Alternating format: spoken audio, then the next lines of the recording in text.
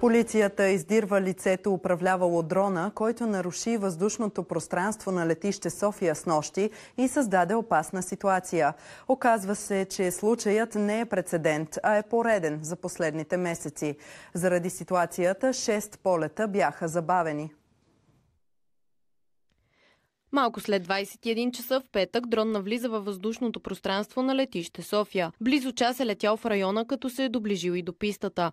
За да се гарантира сигурността, се е наложило да бъдат препланирани няколко полета, така че да се осигури безопасна траектория. Поради тази причина 3 самолета не са успели да кацнат. Наложило се да кръжат около 20 минути, докато се изясни ситуацията. Екипажът е действал по протокол. В същото време други 3 самолета са забавили излитанията си с половин час заради извънредно затваряне на въздушното пространство над аеропорта.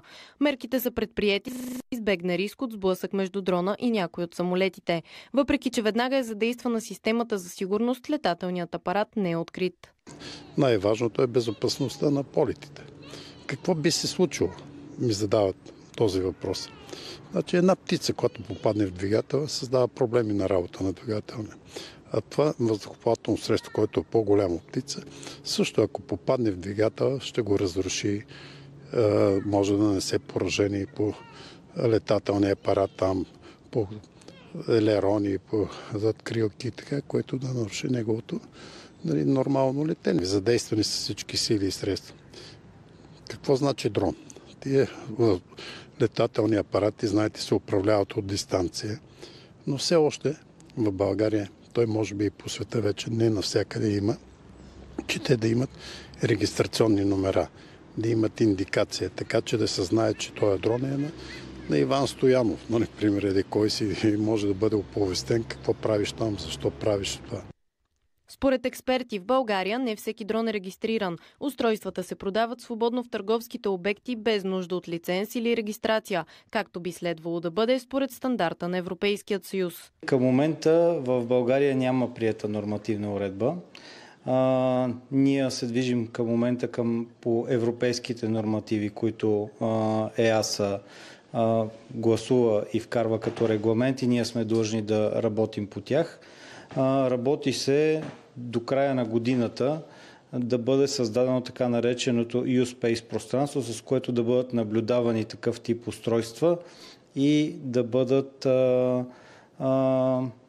идентифицирани, така да се каже, и контролирани. В случая не се знае какъв е ранга на устройството, от какъв тип е, малко голямо или средно, но със сигурност това е критична инфраструктура и е недопустимо такъв тип устройства да навлизат в този периметър.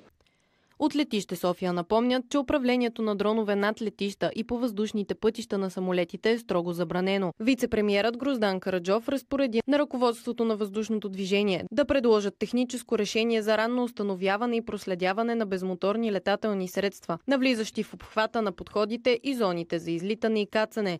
Полицията все още търси собственика на летателният апарат. Установява се и каква е била целта на полета. Образувано е досъдебно производство под надзора на Софийската градска прокуратура за престъпление срещу транспорта и съобщенията. По случаят работят и от ДАНС.